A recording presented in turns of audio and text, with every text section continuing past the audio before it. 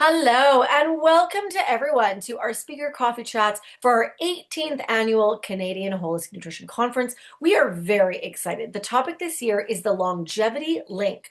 Holistic nutrition for all stages of life. Now, we have two dates this year. One, we're in Calgary, April 18th. The second is Toronto, May 9th. And the conference is open to all wellness practitioners, students, the public. I'm Joanna Brown, your social media manager for the Canadian School of Natural Nutrition, and we proudly host this conference. Now, we're very excited to have one of our Calgary speakers with us today. Lianne Phillipson joining us today. She'll be presenting at the conference on how longevity starts much earlier than we think, from high chair to blue zones. Lianne has over 2 decades of experience making nutritional practical and approachable. Grounded both in science and lived experience as a mom and entrepreneur, Lianne is known for cutting through nutrition noise and helping people find sustainable, guilt-free balance with food. Thank you so much for taking time out of your very busy schedule to chat with us today. We super appreciate it. My pleasure. What inspired your passion for this topic? Well, I've spent years and years helping parents navigate their early feeding decisions, which can be, keep them up at night, literally. And, this is the age-old question. It's an absolute pattern. Parents stress about whether do I start with rice cereal? Do I start with oatmeal cereal? And I'd sit there pulling my hair out and say, yeah, no. What are you thinking? And then tying in the blue zones, there's no one in Okinawa or Sardinia that's got a box of refined foods sitting there to feed their babies, and in these blue zones, this is where people are living to 100 in incredible health. And, there's not a cereal box in sight. And we know, and hopefully people will have started to understand this in a much, much deeper way, especially parents, that the influences of those first bites really set your child up for a lifetime of potentially positive eating habits. That's what we're hoping for. And then from there, it's about programming the health for the next 8-9 decades. And, I'm so inspired to share because so many people don't know. They just get told these things.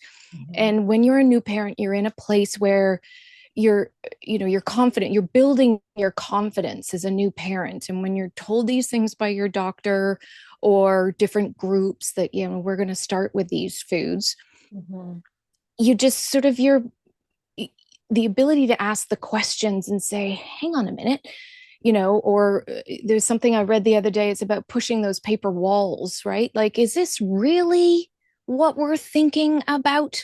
And the science really, it's crystal clear.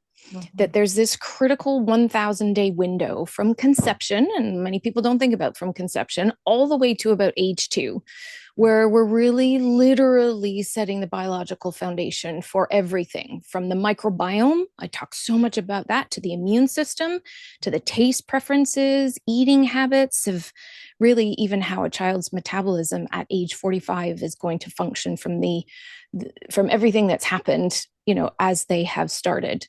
Their disease risk at 70 can be adjusted positively, I hope, by the things that people are going to hear me talk about. And, we have to go against the advice, which typically starts with this nutrient poor, ultra processed, refined grains. It's in a box, it's on the shelf. It's not in the produce section. This is like ultra processed foods. And I believe the healthy fats of fibrous and super tasty vegetables. And this disconnect is it's always been mind blowing.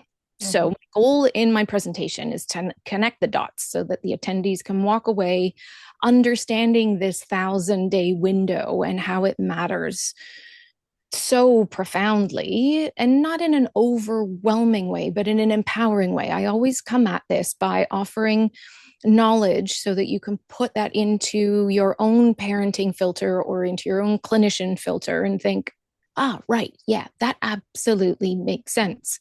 Because the conventional feeding advice, this is where everything just kind of goes in a completely diverges from what the longest living populations, what they actually eat. And here's what I'm excited about to give practical, doable strategies.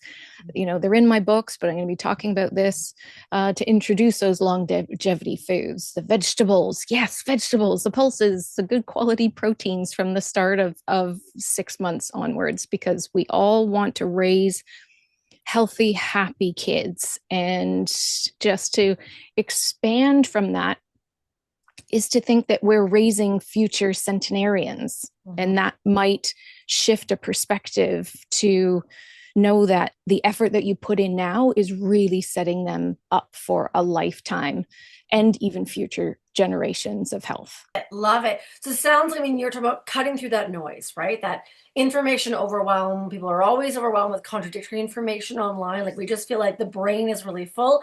So it sounds like you're going to give really tangible takeaways, not just information that I can walk away with and I can implement in my life immediately. Yes. Always. Yeah, beautiful. Longevity. We love to ask all the speakers, since the theme is longevity, what longevity means to you. So for me, longevity, it's not just about adding years to your life. It's about adding life to the years that you're here. Mm-hmm. And I'm obsessed with health span, not just lifespan. The difference between making it to 95 in a wheelchair with brain fog and medications, really, versus making it to 95, still gardening, traveling, still fully engaged in life. My father's actually 95. And while his genetic predisposition is eyesight, so that's failing him, unfortunately, he still goes out and pulls the weeds from what he can see. And, he's just out there. So I have lived that longevity piece and seen the different times where he and his siblings, 3 of the 6 are still alive, mm-hmm. how they've navigated life. Mm-hmm. And then when I, kind of layer in from what I've studied of the blue zones and working with families, mm-hmm. it's that longevity really starts way earlier than we think. It's not suddenly something you start thinking about at 60 and go, okay, great, I'm just going to change my trajectory. Mm-hmm. It really comes back to the metabolic foundation, your own inflammation patterns, your gut health, mm-hmm. and all of that is being established in infancy and childhood. Mm-hmm. So, it's for me, the longevity is understanding every single stage of life and how much it matters. If you're suffering with brain fog and you feel terrible at 3 o'clock, the irritability, the crashes, they're data. They're giving you information. Your body is speaking to you when you're out of childhood, and you can actually recognize that. Or as a parent, if you're looking at your child thinking, hang on a minute, there's a pattern here. Things are happening and I need to look at that. It's not necessarily behavioral. It can be physiological. And it is, those signals are really important. So it's really about giving people 6 months old, 6 years old information and tools so that they can genuinely live their best life. And, life as it does deals all sorts of stresses. So it's not about perfection. Mm-hmm. It's about awareness, the small strategic choices, and all of those add up over a lifetime. Mm-hmm. So that's the kind of aging and what I think of when I'm asked about longevity. It's being energized, clear-minded, and really thriving through our years. Yeah, fantastic. Now, our final question we love to ask our speaker, do you have a fun or hidden talent that you would share with us? Well, this is an interesting one. And I thought of a few things, but I thought I'd go with this one because I've written 2 books. I did the Mommy Chef cooking classes for, a large part of my career is teaching new parents how to make food for their babies, which is where all of the recipes in Sprout Right Family Food and the original Sprout Right book came from. Yeah. But I actually have this thing where I have such a hard time following a recipe to the letter. And that's even my own recipes. Yeah.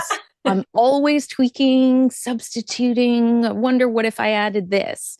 And, my family is like, oh, Mom, that was great. Can you make it again? And I think, no, didn't do a recipe development list for that one. Whoops. Yeah. But I think that it's actually really quite a hidden talent because it keeps me curious, creative, and I'm constantly testing. I'm pushing those boundaries. And that comes in really handy in all aspects of my career, especially when I'm helping parents try to figure out how to make nutrient-dense foods, really appealing to these tiny humans who you Mm. kind of think, well, I think you'd rather eat cardboard than broccoli. So let's just find a way. Let's get creative. Let's try something new. And I know you're exhausted, but let's just give it another go and not give up and box this child into, no, they won't eat this. So it's just pushing all those boundaries. Mhm.